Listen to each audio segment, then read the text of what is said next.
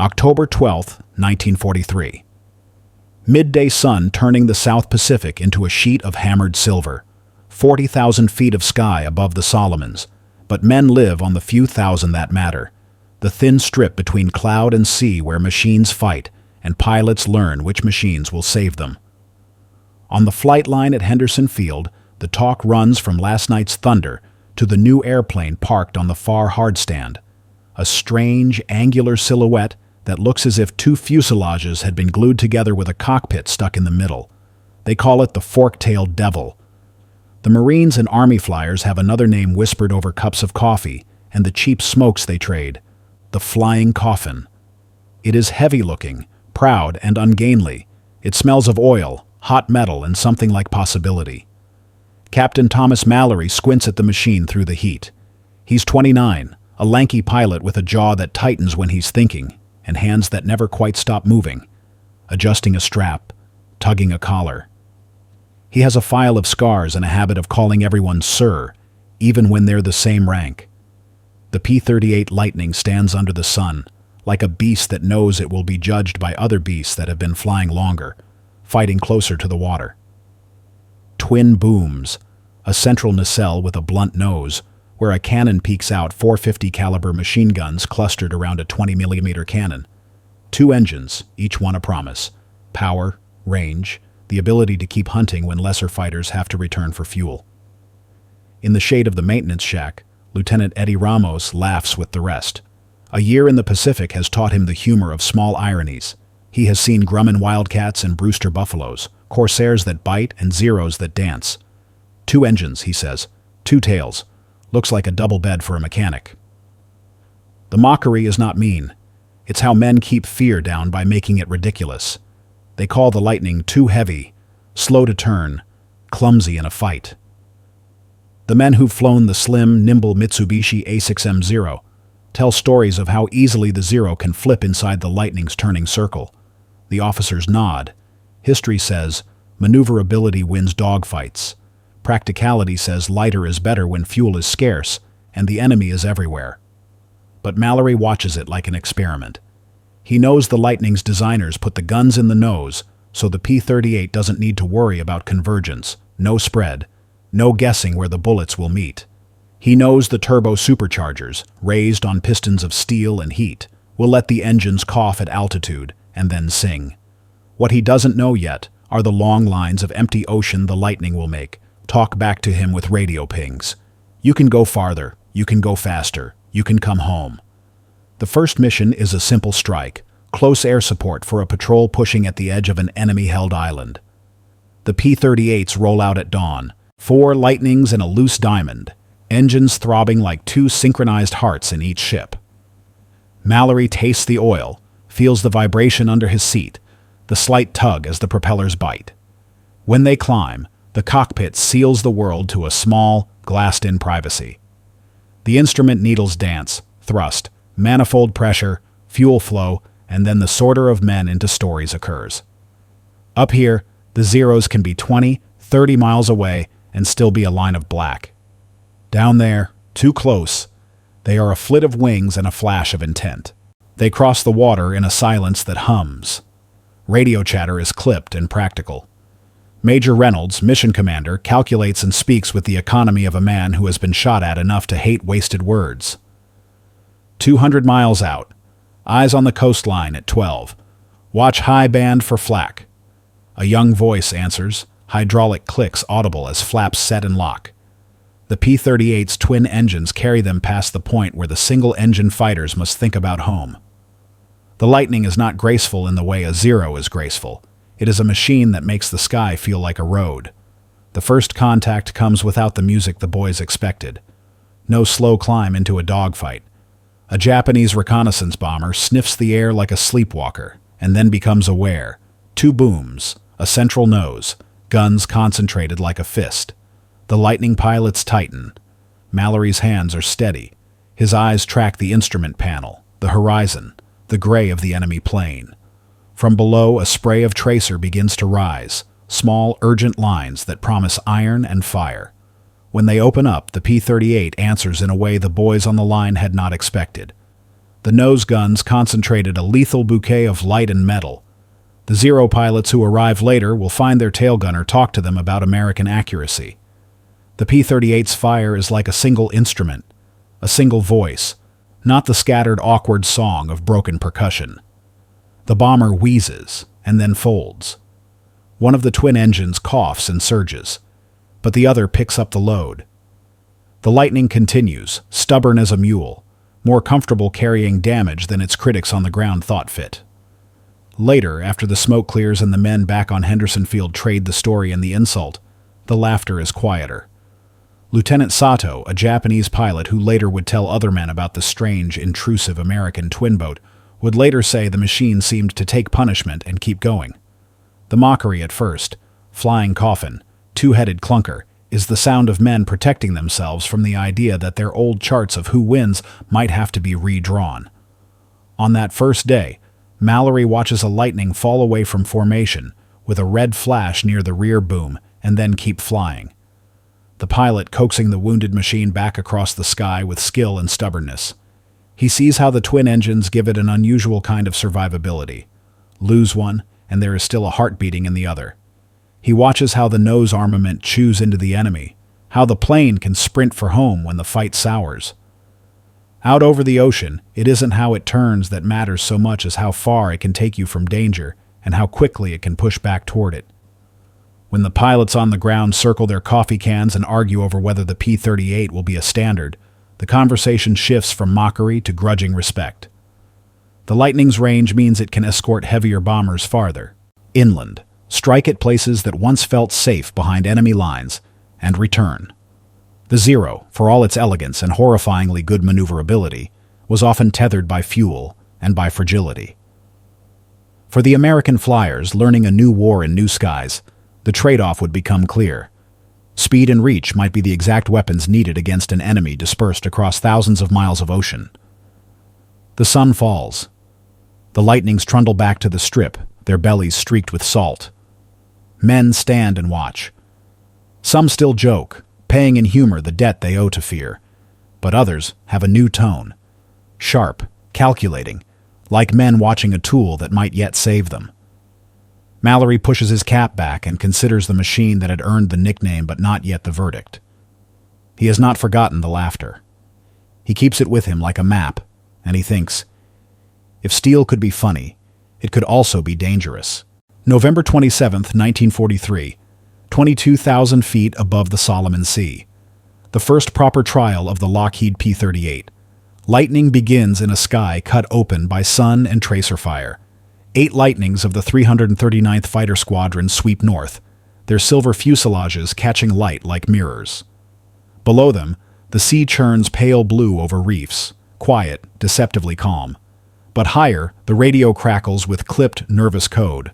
Bogies, 11 o'clock high, 10, maybe 12 zeros. Captain Thomas Mallory wipes sweat from his brow, though the temperature outside the canopy would freeze it in seconds.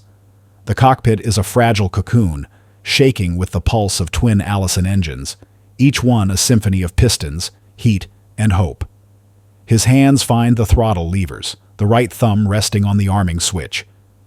The Japanese fighters are coming fast, small, white-painted ghosts gliding in formation, sunlight glinting off the red discs on their wings. They turn with uncanny precision, slicing downward in a coordinated pincer. For months, the Zeros have owned these skies. Their pilots are veterans, nimble, ruthless, raised on the doctrine that maneuverability wins the fight. And now they see these massive American intruders, too wide, too heavy, too strange, lumbering into their kill zone. Over the intercom, Lieutenant Ramos mutters, "Here come the laughing ghosts." Mallory breathes in once, slow. Then the world collapses into motion. The Zeros dive from the sun. Mallory banks hard, his Lightning groaning under the pull. The dual tails slice through air, the plane rolling faster than any single-engine fighter he's ever flown. His thumb presses down, and the Lightning's nose erupts, 4 50 caliber machine guns and 1 20mm cannon spitting a single harmonized scream of light.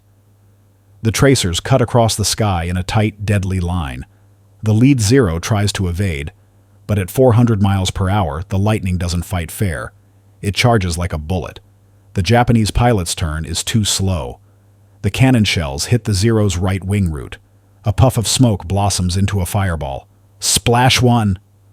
Ramos whoops over the radio, disbelief mixing with adrenaline. The formation splits. 2 Lightnings climb, 4 dive. Their turbo superchargers howl as the air thins. The Zeros, expecting a tight-turning fight, find themselves chasing ghosts every time they bank. The P-38s zoom past, climbing faster, diving harder. The twin engines give them what no Zero can match: acceleration. Mallory spots a pair of Zeros trying to get on his tail. He shoves both throttles forward. The Lightning leaps ahead like it's been kicked by a giant. The enemy rounds flash past his canopy, wide by 50 feet. In the rear mirror, he sees the Japanese fighters lagging behind, their noses bobbing as they strain to keep up. The mockery of flying Coffin dies somewhere between his left and right engines. He rolls inverted, dives, and comes up beneath another Zero, chasing a fellow Lightning. At 450 miles per hour, the controls stiffen, nearly lock. The plane wants to fly straight, but Mallory pulls anyway, feeling the muscles in his forearms burn. The Lightning shudders, the air compressing around its wings, and then the guns bark again. The Zero disintegrates mid-turn. Jesus, Ramos breathes. They can't catch us. They can't climb. They can't... Stay sharp, Mallory cuts in. They can still kill. And they can. A Lightning explodes in front of him, fragments tumbling into the blue below. The Japanese pilot who scored that kill yanks his Zero upward, straight into Mallory's sights. The next second, the hunter becomes the hunted. Mallory squeezes the trigger. The cannon thunders once, twice, and the Zero vanishes into flame. By the time the air clears, only 3 Zeros remain. The rest are gone down or scattered. The surviving Japanese pilots dive for the safety of clouds, radioing their base about the impossible enemy fighter that dives like a comet and climbs like a storm. Mallory and Ramos return to Henderson Field with their fuel gauges nearly empty, their wings speckled with bullet holes. The ground crew swarms around the aircraft wide-eyed. They count 4 confirmed kills. The laughter that once followed the Lightning now hides in silence. No one jokes when the pilots walk into the ready room, flight suits streaked with oil and salt. The same men who once called it a flying coffin now stare at its shape through the hangar haze. 2 tails, 1 soul, twin hearts beating in sync. That night, over a canteen dinner, Ramos says what everyone's thinking. They called it a coffin, he says, but maybe it's the coffin maker. Mallory doesn't smile. He just nods once. The war's changing, he says quietly, and the Lightning's the one doing it. In the months that follow, the P-38 becomes more than a fighter. It becomes a spear reaching deep into enemy territory, striking targets no other plane can touch. Japanese radio operators begin using a new word when they intercept Allied chatter about the twin-tailed plane. Shinigami, the death god, and in the Japanese ready rooms, where pilots once laughed, silence replaces mockery. They've seen the Lightning's contrails streak across the high Pacific, 2 white lines that twist, merge, and vanish into the sun. They know now, it doesn't just fly, it hunts. April 18th, 1943. Dawn over the Solomon Sea.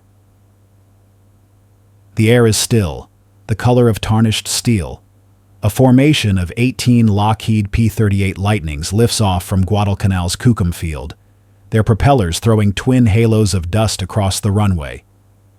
The men inside these aircraft have been handpicked. They aren't flying a patrol or a routine escort. They're on a secret mission so precise that every second has been measured down to the minute. Their target isn't a ship or an airfield. It's a man, Admiral Isoroku Yamamoto, Commander-in-Chief of the Imperial Japanese Navy, the architect of Pearl Harbor itself. American intelligence has broken the Japanese code. They know Yamamoto's inspection tour schedule, down to his takeoff time from Rabaul. The plan: intercept and kill him mid-flight. Captain Thomas Lanphier and First Lieutenant Rex Barber lead the Lightning formation. Each plane carries extra fuel tanks under its wings, their aluminum skins gleaming in the early light. The P-38's long legs, its range, are the reason they were chosen. No other fighter could make the 1,000-mile round trip across open ocean. For 4 hours, the Lightning skimmed just above the waves, 50 feet off the deck, engines throttled low to avoid detection. The pilots fly by stopwatch and compass alone. No radar, no radio chatter, just faith in their calculations. The Pacific stretches endlessly around them, indifferent and infinite. Lieutenant Ramos, riding again with Mallory in a reserve flight, mutters through the oxygen mask, "Feels like we're flying into the middle of the world." Mallory replies, "That's the point. He doesn't think anyone can reach him here." At 9:34 a.m., the lead flight banks inland over Bougainville. Below, a Japanese transport, 2 Mitsubishi G4M Betty bombers appears, flanked by 6 Zero escorts. Right on schedule. Yamamoto is aboard one of them. Lanfear's voice crackles through the radio. "Target sighted. Let's give him his answer." The Lightnings pull up out of the treetop cover like silver ghosts erupting from the jungle. The Japanese formation barely has time to react. 1 Zero breaks hard left. Another climbs to engage. But the Americans don't want a dogfight. They want the bombers. Barber dives on the lead Betty, throttles wide open. The airspeed indicator jumps past 400 mph. Tracers rip upward from the bomber's tail gun, slicing the air in orange streaks. Barber lines up his sights, holds steady, and fires. The Lightning's concentrated nose guns punch through the bomber's side like a drill through paper. Flames bloom from the right engine. The aircraft staggers, then begins to fall slowly at first, then spiraling into the trees below. Inside that burning wreck is Yamamoto. The architect of Pearl Harbor is dead before he ever reaches the ground. Lanfear swings around, chasing the second bomber. He fires short, sharp bursts. The second Betty dives for the coast trailing smoke, crashing into the jungle canopy. The Zeros swarm in fury, but the Lightnings use what the Japanese had once mocked: their speed, their power, their twin hearts to escape. Ramos watches the sky light up with tracer flashes. "They'll never believe this," he says over the radio. Mallory answers, voice calm and distant. "They'll have to. It's the day the Lightning outran their gods." The Americans turn south, diving low again to conserve fuel. By the time the surviving Lightnings reach Guadalcanal, their tanks are nearly dry, propellers coughing as they roll to a stop. Ground crews swarm them, shouting questions, disbelief, hope. When the report reaches Washington, it's read aloud in silence. The man who planned Pearl Harbor dead in an ambush executed by a plane the enemy had once laughed at. A machine too strange to be believed, too capable to be denied. Back in Japan, the mood shifts. The P-38 becomes an omen whispered in flight schools and officer briefings. Young pilots study its silhouette, tracing its twin tails in the margins of training manuals. It isn't the shape they mock now. It's the shape they fear appearing out of the sun. In the Pacific, the Lightnings continue to strike deep, raiding airfields in New Guinea, escorting bombers to the Philippines, ambushing enemy transports hundreds of miles from base. Their twin engines hum a song that every Japanese pilot now recognizes, the sound of something coming that you cannot outrun. At Henderson Field, Mallory stands on the runway one evening, watching the sunset burn between the Lightning's twin tails. Ramos joins him, quiet, thoughtful. They used to laugh when it taxied out, Ramos says.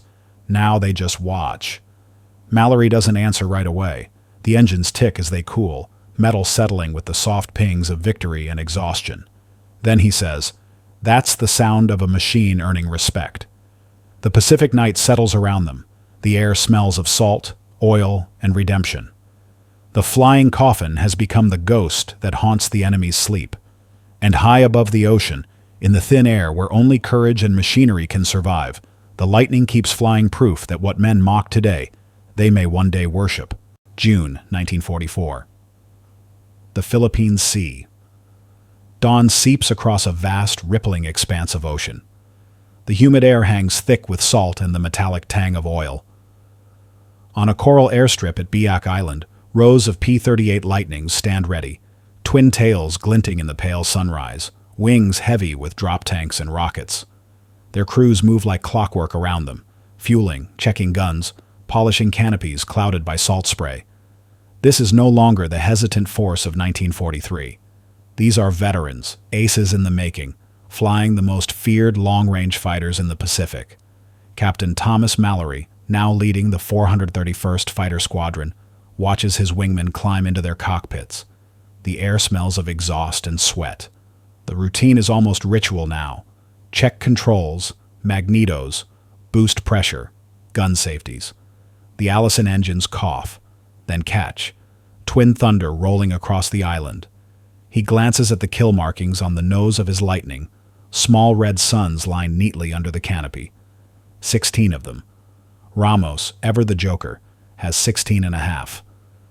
Their mission today: escort B-25 Mitchell bombers across the Philippine Sea, strike at Japanese convoys running supplies to Mindanao, nearly 600 miles round trip. No other Allied fighter can make that distance. The P-38 can, and still fight when it gets there. At 0900, the formation launches. 30 bombers, 20 Lightnings sweeping ahead like sharks leading a slow school of whales. The engines drone in perfect synchronization, a mechanical choir over the endless blue. Over the radio, Ramos breaks the quiet. "You ever think about it, Tom? They used to call this thing a brick." Mallory chuckles. "If it's a brick, it's one the devil throws." Hours later, the coast of Mindanao appears, a smear of green and smoke on the horizon. The bombers line up for their run, bay doors yawning open. But before they can release, the warning comes. Zeros, 12 o'clock high. Dive formation. The sky erupts. A dozen Japanese A6Ms slash downward in tight spirals, sunlight flashing off their wings. They're beautiful and deadly still, the masters of turning fights. But they're entering a new kind of battle. One fought on range and speed, not grace. Mallory pushes both throttles to the stops. The Lightnings leap forward, their turbos screaming. The Zeros close fast, but the P-38s climb faster. Within seconds, the fight splits into a chaotic ballet of vapor trails and tracers. A Zero slides across Ramos's tail. Mallory dives, pulling 5 Gs, his body pressed into the seat like stone. The Lightning shudders as he lines up the shot. The guns thunder, and the Zero disintegrates in a burst of orange flame. Another swings behind him too close. He kicks the rudder, rolls inverted, dives straight down through a cloud bank. His altimeter spins like a roulette wheel. The Lightning doesn't flinch. At 450 miles per hour, the wings hold. When he pulls out, the sea explodes beneath him in a burst of spray. He levels off, climbs again, and finds the sky suddenly clear. The bombers are gone, safe and distant. The Lightnings regroup, 4 missing, but the convoy below lies burning. Mission accomplished. They turn for home, fuel running low.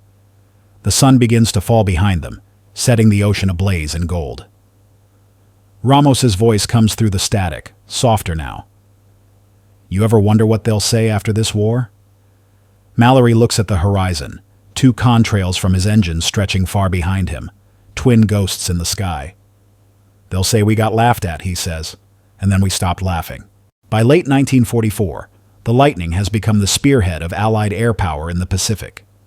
It escorts bombers over the Philippines, Borneo, Formosa, everywhere the enemy once thought untouchable.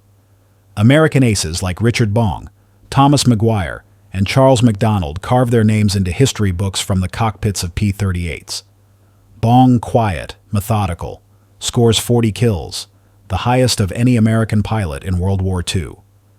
Maguire follows close behind with 38, his Lightning pudgy, a legend in its own right. Japanese pilots begin to describe the Lightning with a strange reverence. "You can see it from far away," one survivor recalls. 2 tails, glinting in the sun. When you see it, you turn home. If you fight it, you die. The Pacific theater, once dominated by agile Zeros and daring kamikazes, is now ruled by an aircraft once mocked as too heavy to fly. The irony is complete.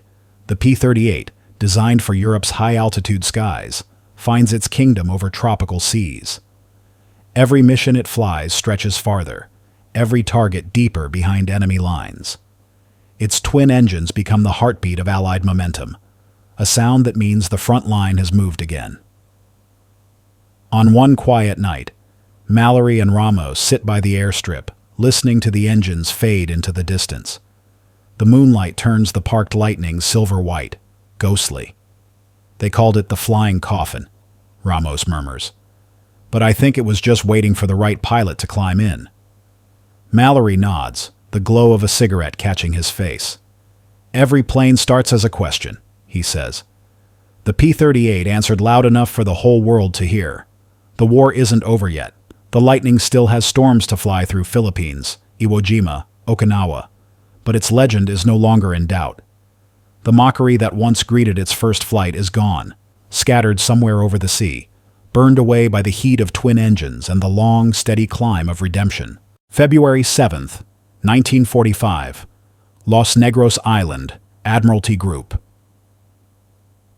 The airfield hums with nervous energy.